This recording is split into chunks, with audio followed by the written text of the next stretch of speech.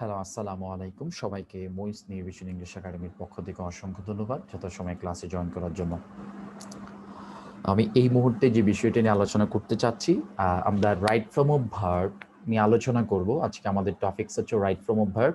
তো প্রথমত আমাদেরকে বুঝতে হবে রাইট ফর্ম অফ ভার্ব কোন বিষয়গুলো নিয়ে বেশিরভাগ আলোচনা করা হয়। রাইট ফর্ম অফ ভার্ব জানতে গেলে আমাদেরকে সাবজেক্ট ভার্ব এগ্রিমেন্ট জানতে হবে। প্রশ্ন, সাবজেক্ট ভার্ব এগ্রিমেন্ট কি? সাবজেক্ট ভার্ব এগ্রিমেন্ট মানে হচ্ছে সাবজেক্টের সাথে ভার্বের কি সম্পর্ক। সাবজেক্ট যদি সিঙ্গুলার হয় ভার্ব হবে সিঙ্গুলার, সাবজেক্ট যদি প্লুরাল হয় ভার্ব হবে প্লুরাল। এই বিষয়টা আমাদের একটু ক্লিয়ার হতে হবে। সেই জন্য আমাদেরকে পার্সন সম্পর্কে ভালো ধারণা রাখতে হবে। পার্সন তিন ধরনের, first person, second person, third person. আমরা জানি, আমি অলরেডি তোমাদেরকে পড়ে আসছিলাম যে পার্সনের বিস্তারিত ব্যাখ্যা সহকারে। আমি জাস্ট এখন মৌখিকভাবে একটু বলে দিচ্ছি তোমাদের যাতে একটু স্মরণ হয়। ফার্স্ট পার্সন হচ্ছে আমি আমরা, আই উই, আমি আমরা, আই উই। সেকেন্ড পার্সন হচ্ছে ইউ ইউ, তুমি তোমরা। থার্ড পার্সন হচ্ছে হি শি দে ইট এবং নাউন। ঠিক আছে, এগুলো হচ্ছে থার্ড পার্সন। সো নাম্বার সম্পর্কে আমাদের একটা ধারণা রাখতে হবে। নাম্বার নাম্বার দুই ধরনের, একটা হচ্ছে সিঙ্গুলার নাম্বার, একটা হচ্ছে প্লুরাল নাম্বার। নাম্বার কাকে বলে? যে সকল শব্দগুলো দ্বারা নাউনের বা প্রোনাউনের সংখ্যা প্রকাশ করা বোঝায়। ঠিক আছে, যেমন কোনটা সিঙ্গুলার হবে, কোনটা প্লুরাল হবে। সো নাম্বারটা আমাদের জানা দরকার। যেমন আমি যদি পার্সনগুলোকে নাম্বারাইজ করি, যেমন পার্সন, যেমন আই, আই হচ্ছে আমি, আমি মানে একজন, একজন মানে সিঙ্গুলার। উই শব্দের অর্থ হচ্ছে আমরা, আমরা মানে সবাই, আমরা ৭৮ জন স্টুডেন্ট। সো ৭৮ জন মিলে হচ্ছে আমরা, তো আমরা হচ্ছে প্লুরাল। তাহলে first person singular, first person plural. তাহলে সিঙ্গুলারের সাথে সিঙ্গুলার সাবজেক্ট হবে, প্লুরালের সাথে প্লুরাল সাবজেক্ট হবে। এক। তারপরে হচ্ছে second person. Second person always plural হয়। Second person always plural. আমি জানি তোমরা এই বিষয়গুলো জানো, আমি জাস্ট একটু তোমাদেরকে স্মরণ করাই দিচ্ছি যেন তোমরা বিষয়গুলো মনে থাকে। সেকেন্ড পার্সন অলওয়েজ প্লুরাল হয়। সেকেন্ড পার্সন হচ্ছে ইউ, মানে তুমি এবং তোমরা। ওকে। থার্ড পার্সন হচ্ছে, থার্ড পার্সন দুই ধরনের, সিঙ্গুলার এবং প্লুরাল। যেমন হি শি ইট এবং নাউন সিঙ্গুলার, এগুলো হচ্ছে singular. He she it singular. ঠিক আছে, দে হচ্ছে প্লুরাল এবং নাউন, নাউনগুলো থার্ড পার্সন। তাহলে থার্ড পার্সন নাউন সিঙ্গুলারও হতে পারে, প্লুরাল হতে পারে। আমরা যদি বলি এই মুহূর্তে আমি একজন ব্যক্তি শিখাচ্ছি, তাহলে একজন। আমি কতজন স্টুডেন্টকে শিখাচ্ছি? আমি এই মুহূর্তে ৭৮ জন স্টুডেন্টকে আমি শিখাচ্ছি। বা আমি যদি বলতে যাই যে করিম আলাদা, রহিম, সুমন, কলেজ, এই যে বিষয়টা, এগুলো হচ্ছে সিঙ্গুলার। আমি যখন বলবো বুকস, ফ্যান্স, তখন এই বিষয়গুলো হবে কি? প্লুরাল। একের অধিক যখন হবে সেটা হবে কি? প্লুরাল। বাট এই বইটাও কিন্তু একটা নাউন। সো আমি যে জিনিসটা বুঝাইতে চেয়েছিলাম যে পার্সন তিন ধরনের, first person, second person, third person. আমি ক্লাসে বিস্তারিত আগে লিখি বুঝিয়েছি আমি তোমাদের, এই জিনিসগুলো এখন বুঝাতে হবে না বিদায় মুখে বলে দিচ্ছি। ওকে, তাহলে আমাদের পার্সন সম্পর্কে একটা ধারণা হলো আর নাম্বার সম্পর্কে একটা ধারণা হলো। তো পার্সন এবং নাম্বারের সাথে যে সম্পর্ক সেটাকে সাবজেক্ট ভার্ব এগ্রিমেন্ট বলা হয়। সাবজেক্টের সাথে ভার্বের যে সম্পর্ক সেটাই হচ্ছে সাবজেক্ট ভার্ব এগ্রিমেন্ট। আমরা প্রথম ক্লাসটা শেষ হওয়ার পরেই আমরা সাবজেক্ট ভার্ব এগ্রিমেন্ট দিয়ে শুরু করব। আমরা রাইট ফর্ম অফ ভার্বটাকে কয়েকটা ভাগে ভাগ করেছি। প্রথম অংশটাকে আমরা রেখেছি যে টেন্স বারকার হিসাবে, যে কোন কোন শব্দগুলো থাকলে কোন টেন্স হয়, এটা একটা বিষয়। আর আরেকটা ভাগে ভাগ করেছে সাবজেক্ট ভার্ব এগ্রিমেন্ট হিসাবে, এটা আমরা কিছু রুলস জানবো। তারপরে আমাদের বইটাকে আরেকটা ক্যাটাগরিতে ভাগ করেছি যে সাম কন্ডিশনাল সেন্টেন্সের ব্যবহার হিসাবে আলাদা একটা পার্ট রেখেছি। আর আরেকটা পার্ট রেখেছি সাম ইম্পর্টেন্স রুলস, কিছু গুরুত্বপূর্ণ রুলস নিয়ে আলোচনা, চারটা পার্ট। তো আমরা চেষ্টা করব চারটা পার্টকে চারটা ক্লাসের মধ্যে সমাধান করার জন্য ইনশাল্লাহ। সো আমি প্রথমেই টেন্সের স্ট্রাকচার নিয়ে একটু কথা বলি। যেমন তোমরা যদি একটু 7 নাম্বার পেজে আসো, একদম নিচের দিকে তোমরা বিস্তারিত আকারে দেখতে পারবে আমি এই মুহূর্তে টেন্স কাকে বলে, টেন্স প্রধানত কত প্রকার, প্রত্যেকটা টেন্সকে আবার কত ভাগে ভাগ করা হয়েছে, সে বিস্তারিত আলোচনা আমি যেতে চাচ্ছি না। সবগুলো বিষয় আমাদের বই দেওয়া আছে। সো আমাদের এই মুহূর্তে যেহেতু রাইট ফর্ম অফ ভার্ব নিয়ে আলোচনা, আমরা চেষ্টা করব টেন্সের স্ট্রাকচারটাকে একটু হাইলাইটস করার জন্য। কারণ একটা কথাই আছে, যদি টেন্স সম্পর্কে ভালো ধারণা না রাখা হয়, আমাদের সিলেবাস আমরা ডাব্লিউএস কোশ্চেন, কারেকশন এবং রাইট ফর্ম অফ ভার্ব তিনটা বিষয় যথেষ্ট পরিমাণ সমস্যার সম্মুখীন হব।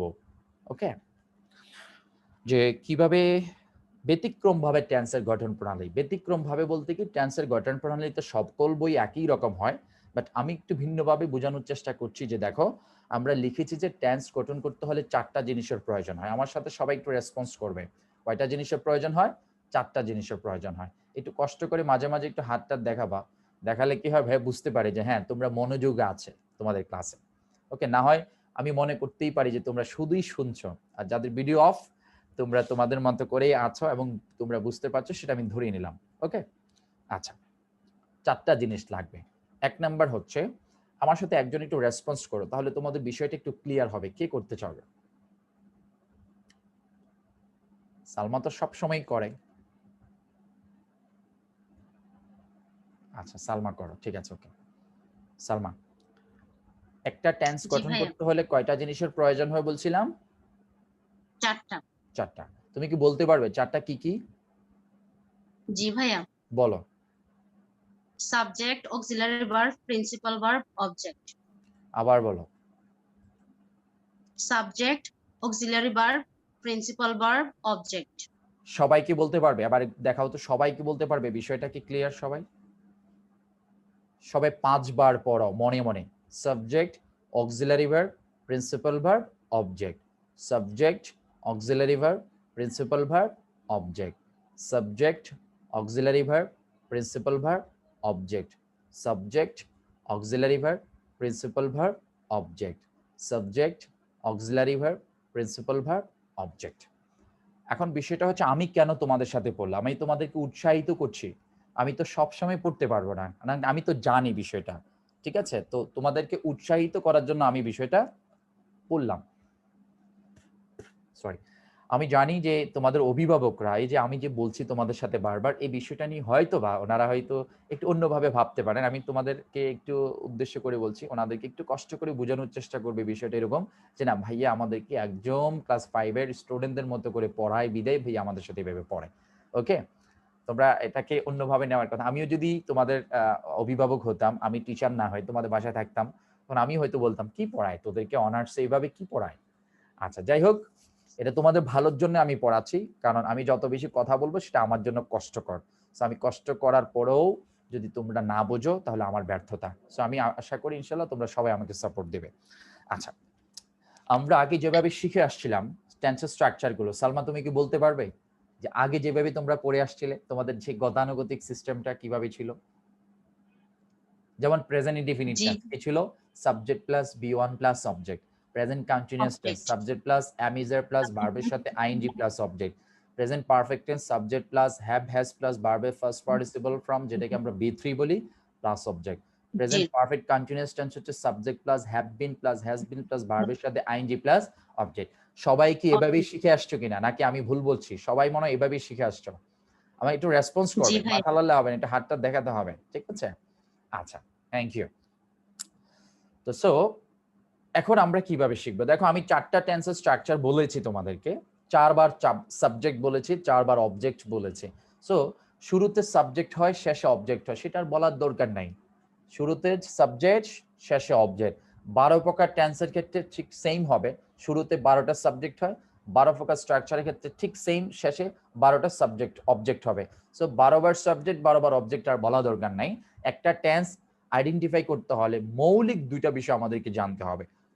একটা হচ্ছে অক্সিলারি ভার্ব, আরেকটা হচ্ছে প্রিন্সিপাল ভার্ব। ঠিক আছে? অক্সিলারি ভার্ব আরেকটা হচ্ছে প্রিন্সিপাল ভার্ব। সো আমরা অক্সিলারি ভার্ব নিয়ে একটু কথা বলবো এবং প্রিন্সিপাল ভার্ব নিয়ে একটু কথা বলবো।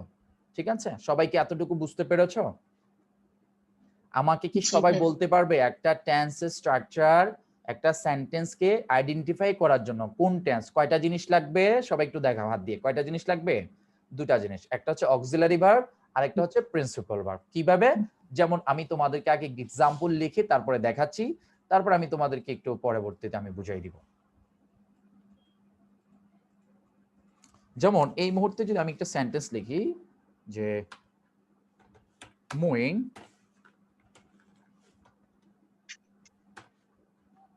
teaches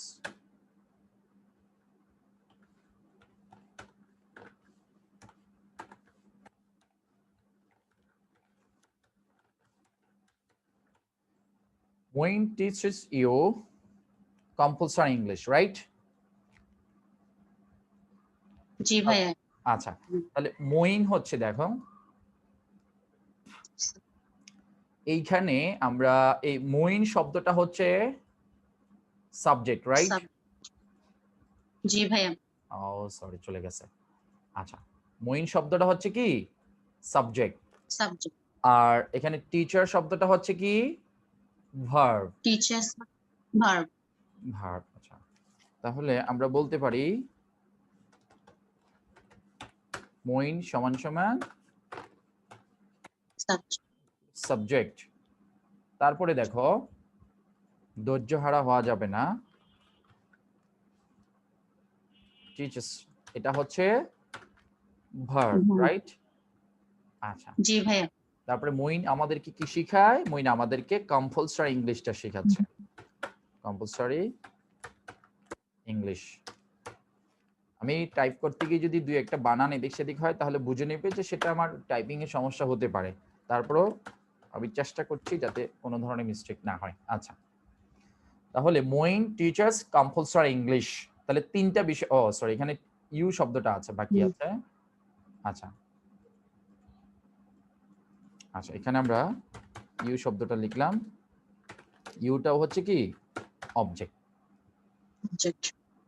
object. তাহলে এখানে আমরা চারটা বিষয় পাইলাম যে মঈন হচ্ছে সাবজেক্ট, টিচার্স হচ্ছে ভার্ব, ইউ হচ্ছে অবজেক্ট, কম্পালসরি ইংলিশও হচ্ছে অবজেক্ট। এখন প্রশ্ন হচ্ছে, প্রশ্ন যে ভাইয়া এখানে যে আপনি বললেন যে ইউ অবজেক্ট, তারপরে হচ্ছে এখানে কম্পালসরি ইংলিশটাও অবজেক্ট, তাহলে কোনটা কোন অবজেক্ট? এখন অবজেক্ট নিয়ে একটু বিষয় আমাদের জানা দরকার। অবজেক্ট, অবজেক্ট দুই ধরনের। অবজেক্ট কয় ধরনের হয়? দুই ধরনের। দুই ধরনের। আচ্ছা,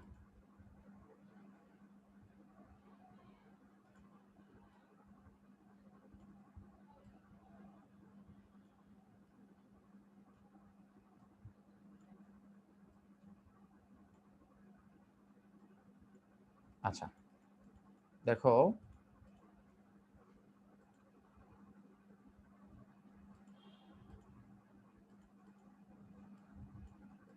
একটা হচ্ছে ডাইরেক্ট অবজেক্ট আর আরেকটা হচ্ছে ইনডাইরেক্ট অবজেক্ট। এখন প্রশ্ন কোনটা ডাইরেক্ট অবজেক্ট আর কোনটা ইনডাইরেক্ট অবজেক্ট? তো ডাইরেক্ট অবজেক্ট যেটা, এটা হচ্ছে বস্তুবাচক। এটা কি বস্তুবাচক? বস্তুবাচক। বস্তুবাচক, আসলে সবকিছু বস্তুবাচক। ওকে, আমি টাইপ খুব ভালো না, সেজন্য একটু লেট হবে। বস্তুবাচক আর ইনডাইরেক্ট হচ্ছে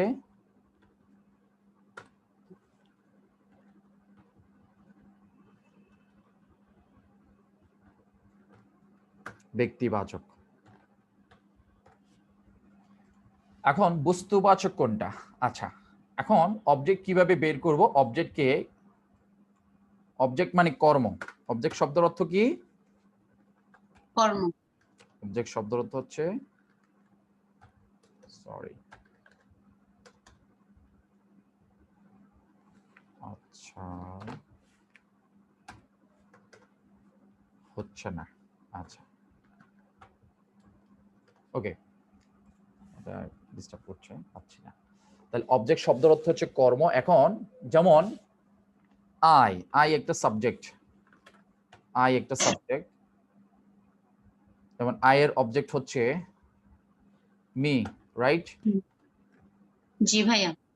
তারপর হচ্ছে আমরা উই বলি, উই, উই এর অবজেক্ট হচ্ছে আস, রাইট? জি ভাইয়া। ইউ, ইউ এর অবজেক্ট হচ্ছে ইউ, রাইট? জি ভাইয়া।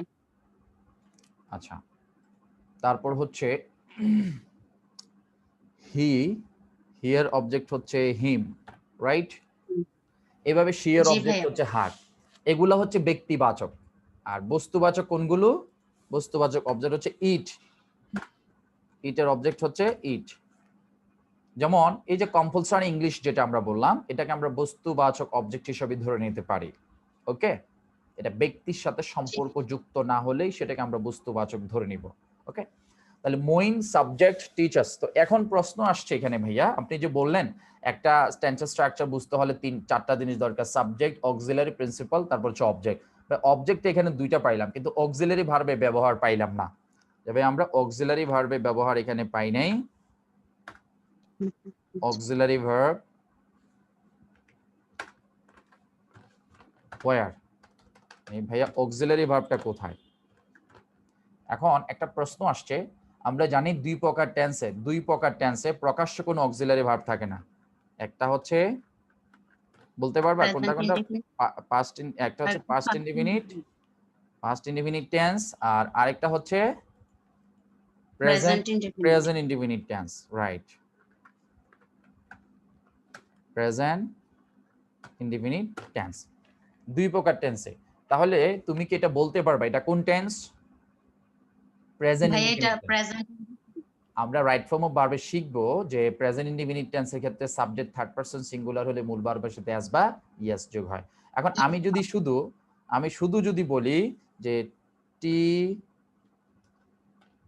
ই L C H E S, teachers, teachers সমান সমান কোন টেন্স?